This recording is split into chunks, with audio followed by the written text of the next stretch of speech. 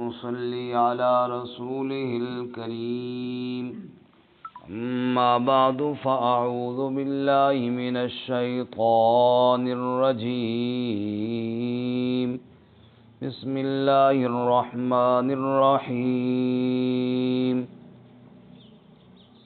کلا اذا بلغت التراقی وقیل من راق وظن أنه الفراق والتفت الساق بالساق إلى ربك يومئذ المساق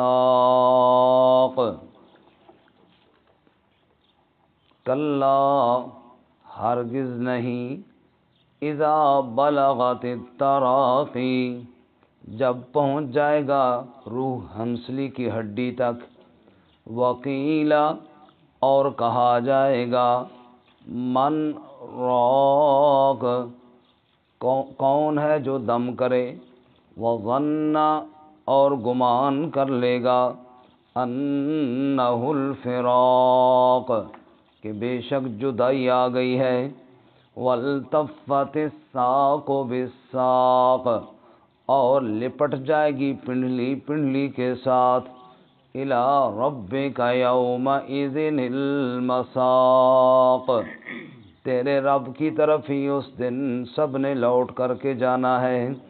سبحان ربک رب العزت عما یصفون وسلام علی المرسلین والحمد للہ رب العالمین۔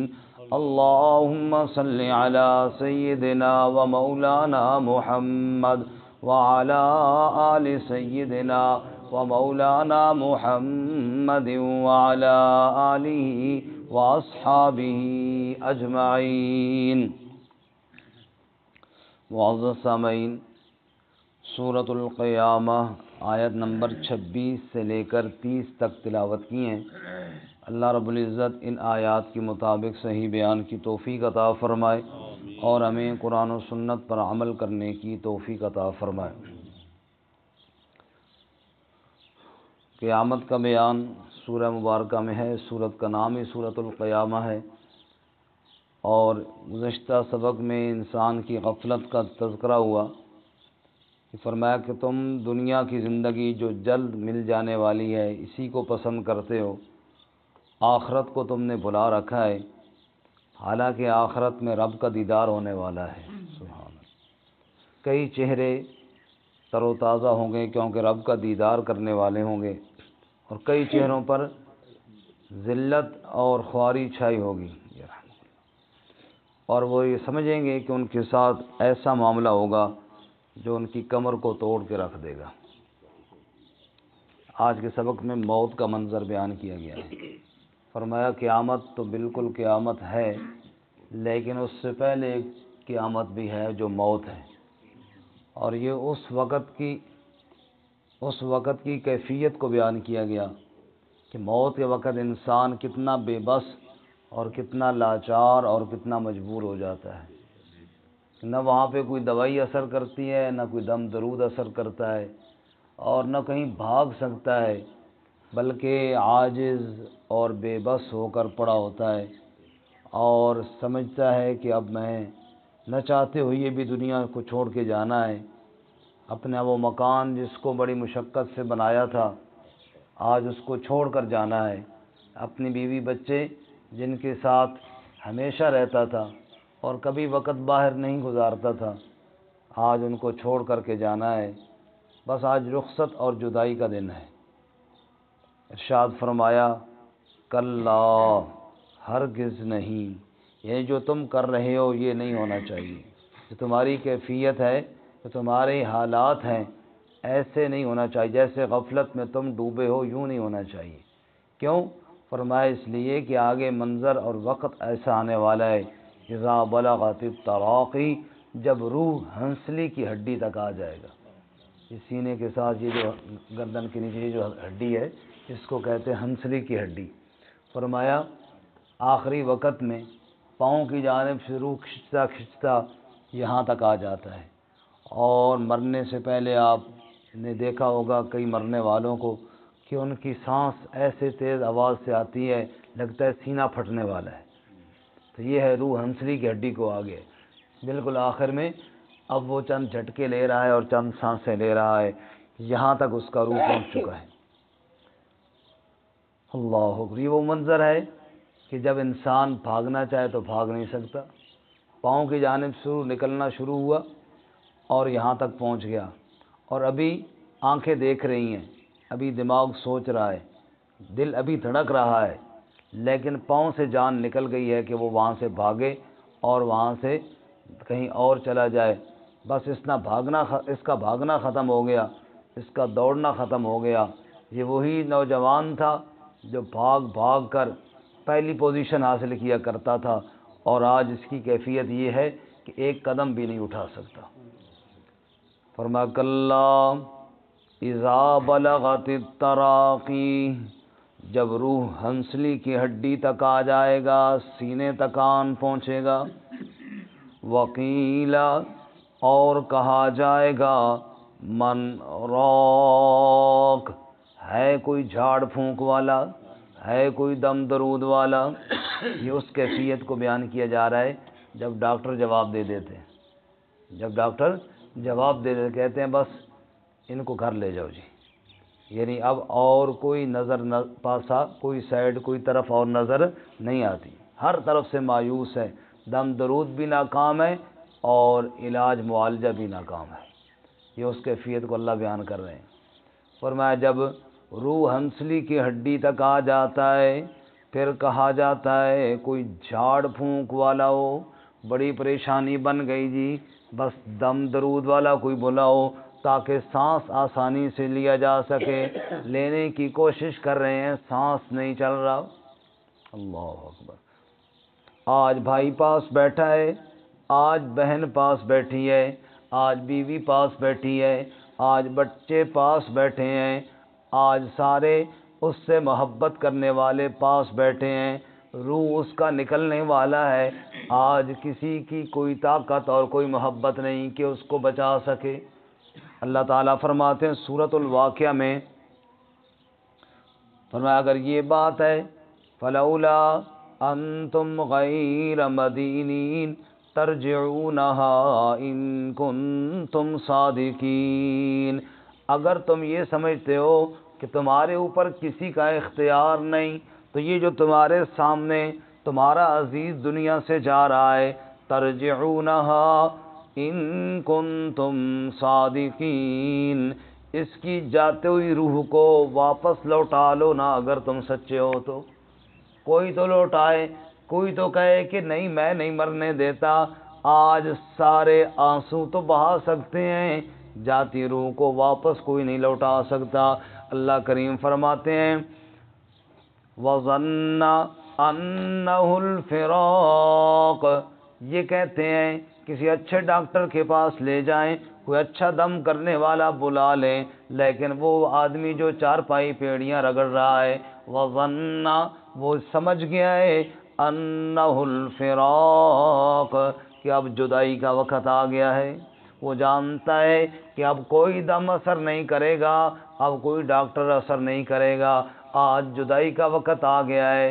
وہ مجبور ہو کر آنکھیں اس کی پھٹی کی پھٹی رہ جاتی ہیں اور وہ سمجھتا ہے کہ اب میری موت کا وقت قریب آ گیا ہے، آج میں نے دنیا کو چھوڑ کر چلے جانا ہے. وَالْتَفَّتِ السَّاقُ بِالسَّاقِ، اور پنڈلی پر پنڈلی چڑھا دی جاتی ہے، پنڈلی پر پنڈلی لپیٹ دی جاتی ہے. اور یہ اس کیفیت کا جب بالکل آخری روح نکل رہا ہوتا ہے. کیونکہ آپ نے دیکھا کہ مرنے والوں کو مثلاً بکری وغیرہ کو ذبح کرتے ہیں وہ ایڑیاں رگڑتی ہے، یہ ہے پنڈلی کے ساتھ پنڈلی لپیٹ دی جائی ہے. تو ایک اس کا مطلب یہ ہے کہ اس کی روح نکلنے کی کیفیت ہو، جیسے روح کے وقت تڑپتا ہے نا بندہ، ایسے اس کی پنڈلی کے ساتھ پنڈلی ملا دی گئی ہے. اور ایک مطلب یہ ہے کہ یہ وہی انسان تھا جس کی سپیڈ اور رفتار بہت تیز تھی، دوڑتا اور چلتا تھا، اور آج اس کی ٹانگیں پکڑ پکڑ کے سیدھی کی جا رہی، پنڈلی کے ساتھ پنڈلی جوڑی جا رہی. بعد مفسرین نے یہ بھی لکھا ہے، فرمایا کہ جیسے پاؤں رگڑتے ہیں نا تڑپتے وقت، اور آج اس کی پاؤں رگڑنے کی ہمت بھی نہیں رہی، اس کی پاؤں ہلانا چاہتا ہے تو بس پنڈلی یوں گر جاتی ہے اور آگے اس کو ہلا بھی نہیں سکتا۔ یہ وہ بے بسی ہے، یہ وہ لاچارگی ہے، یہ وہ مجبوری ہے جس سے میں اور آپ ہم سب نے گزرنا ہے، اور اس سے کسی کو چھٹکارا کوئی نہیں ہے۔ ام المومنین سیدہ عائشہ صدیقہ رضی اللہ تعالیٰ عنہ فرمایا کرتی تھیں، لو کانت الدنیا تدوم لواحد لکان رسول اللہ فیہا مخلدا، اگر اس دنیا میں کسی نے ہمیشہ رہنا ہوتا تو رسول اللہ صلی اللہ علیہ وسلم ہمیشہ رہتے۔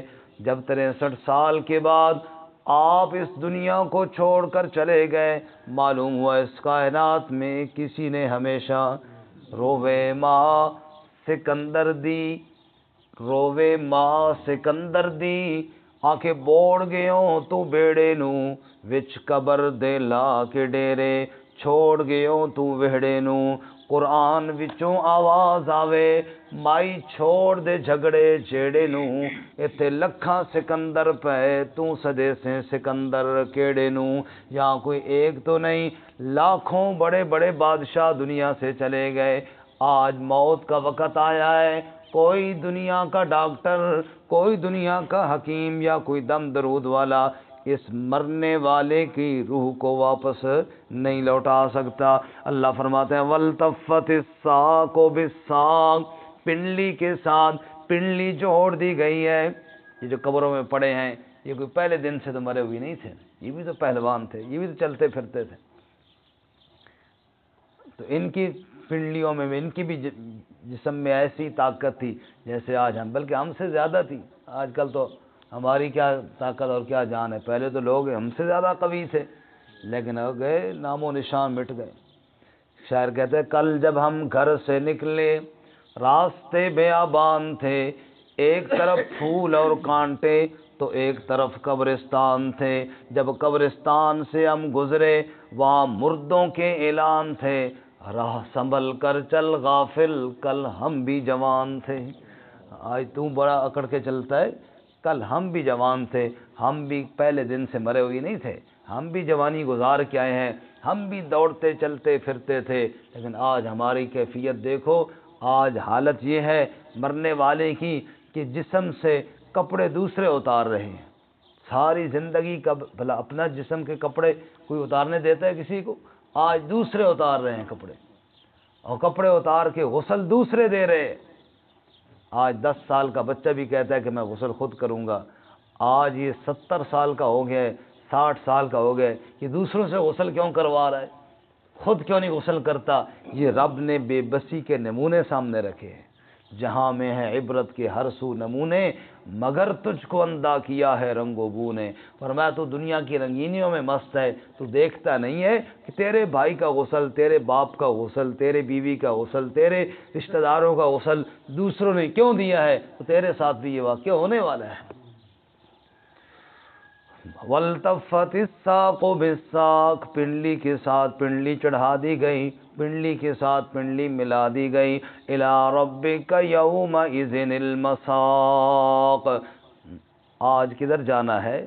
فرمایا رب کی طرف جانا ہے۔ مساق ہانکے جانے کی جگہ، لفظی معنی سوق کہتے ہیں نا ہانکنا کو۔ فرمایا آج فرشتے تجھے ہانک کر کہاں لے جائیں گے؟ آج تجھے ہانک کر سیدھا رب کے سامنے پیش کریں گے۔ آج تو نے اپنے رب کے سامنے پیش ہونا ہے۔ ایک منٹ کے لیے میں بھی اور آپ بھی ہم سب سوچیں کہ اللہ نہ کرے اس حالت میں بغیر توبہ کے ہم رب کے سامنے پیش ہوئے تو کیا جواب دیں گے؟ اللہ ہمیں تو سچی توبہ کی توفیق عطا فرمائے۔ رسول اللہ صلی اللہ علیہ وسلم نے ارشاد فرمایا کہ اکثروا ذکر حازم اللذات الموت، حضور نے فرمایا لذتوں کو مٹا دینے والی چیز یعنی موت کو اکثر یاد کیا کرو، یہ لذتوں کو مٹا دینے والی چیز ہے۔ آج موت کا دن آ گیا، لذت کوئی نہیں ہے، نہ دیکھنے کی لذت رہی، نہ سننے کی لذت رہی، نہ کھانے پینے کی لذت رہی، نہ گھومنے پھرنے کی لذت رہی۔ ایک آدمی ایڑی رگڑ رہا ہو، موت کا وقت قریب ہو، اسے کہو نہ کہ آؤ جی گھومنے کے لیے مری چلتے ہیں، گھومنے کے لیے فلاں جگہ چلتے ہیں، اسے کیا لگے، اب لذتیں اس کی تو ختم ہو چکی ہیں۔ حضور فرماتے ہیں یہ لذتوں کو مٹا دینے والی چیز۔ شیخ سعدی کہتے ہیں گلستان میں کہ ایک بادشاہ کی موت کا وقت قریب تھا، اور بالکل موت کے وقت جیسے انسان کی نظر یوں رہ جاتی ہے نا، مجبور ہو کر انسان دیکھ رہا ہوتا ہے، کبھی ادھر دیکھتا ہے کبھی ادھر دیکھتا ہے کہ اب کیا ہوگا، تو ایسے بے بس ہو کر وہ اپنے کمرے میں دیکھ رہا تھا۔ تو اتنے میں ایک جناب گھوڑ سوار اندر داخل ہوا اور سلام پیش کر کے کہنے لگا بادشاہ سلامت، بس فلانا قلعہ فتح ہو گیا، فلاں ملک فتح ہو گیا۔ بڑی اس نے خوشی میں آگے خوشخبری سنائی۔ بادشاہ نے نہ ہاں کی نہ کی، اس نے سمجھا شاید سنا کوئی نہیں ہے۔ پھر قریب ہو جا کے بادشاہ سلامت میری بات سمجھ لیے، یہ بڑی خبر تھی، ویسے تو بادشاہی کی دور کی تو یہ بہت بڑی بات تھی، فلانا ملک فلانا قلعہ یا فلاں علاقہ وہ فتح ہو گیا ہے۔ بادشاہ نے کہا ہو گیا تو اب میں کیا کروں، اب تو میری حکومت ختم ہو گئی ہے، اب تو میں جہاں پہلے بادشاہ تھا وہاں سے بھی جانے والا ہوں۔ تو بڑی سے بڑی خوشخبری بھی اس وقت کچھ فائدہ نہیں دے گی، لذت ہی ختم ہو گئی ہے۔ حضور نے فرمایا لذتوں کو مٹا دینے والی، اب وہ لذت کا وقت ہی ختم ہو گیا ہے، اب اس کا دنیا سے جانے کا وقت آ گیا۔ اللہ ہم سب کو خاتمہ بالخیر